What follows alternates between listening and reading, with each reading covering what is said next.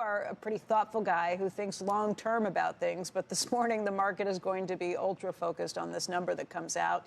Everybody's waiting to see what the jobs market looks like because the Fed is the thing that's controlling everything. What do you do on a morning like this?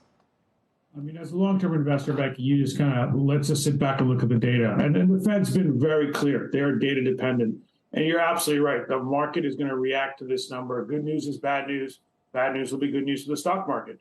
I think this is all part of the information that we need to understand the data.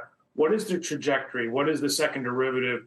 What are we looking at here in terms of, has the Fed in the last few months, they're raising rates? Has that caused the economy to slow down? That's what they really want. And if we see in the face of that, that we do see a slowdown in hiring, and we're watching copper prices, aluminum prices, lumber, shipping, all those are coming down. Housing is slowing down.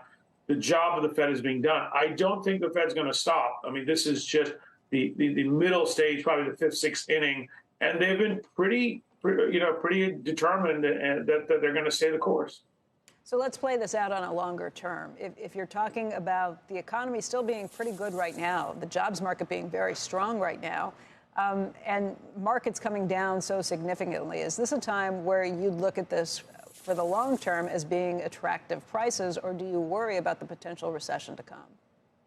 So I think it's a combination. You know, we're heading into earnings season next Monday. The banks start reporting. We're going to get some real data on bank loans, credit quality, et cetera. And I think as a long-term investor, what I'm doing is if you're invested, stay invested. There's no reason to get out now because timing this is going to be just very hard to do. But what you can do, a couple of things, if you have cash on the side or kind of recycling capital, I'm looking for what I would call fallen angels, companies that I like, strong balance sheets, great long-term vision, but maybe in the next couple of quarters, they're going to be a little soft. And on the other hand, there are companies like a PayPal or an Uber that have just been really hurt. PayPal, for example, everything was pulled in.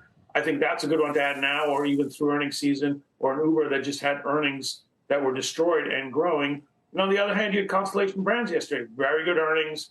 The year is doing very well. So you can still buy some of these high quality companies, but you can also look for kind of the fallen angels as we go through earnings season. You mentioned the financials starting earnings season next week. Would you be a buyer of the financials here? Because it's such a weird time. The theory of the thought of a recession coming would say, no, stay away from it. Generally, though, when you're looking at higher interest rates, you would buy these names. Yeah, it's a cross current right there, Becky. Fully disclosure, we're overweight financials. We have been for a while. They are discounting the recession. I mean, you look at the PEs of Morgan Stanley, JP Morgan, some of the high quality banks, they're all trading at high single digits, low, 10, 11 times earnings with 3-4% dividend yields. What happened was, you had the Credit Suisse thing. Are we going through another kind of, reshuffling like we did in 2008 or 9? I still like those. I think, what you've got is depressed earnings because M&A activity is completely slowed. Capital markets activity is slowed. And the market's saying, hey, we think your credit quality is going to deteriorate.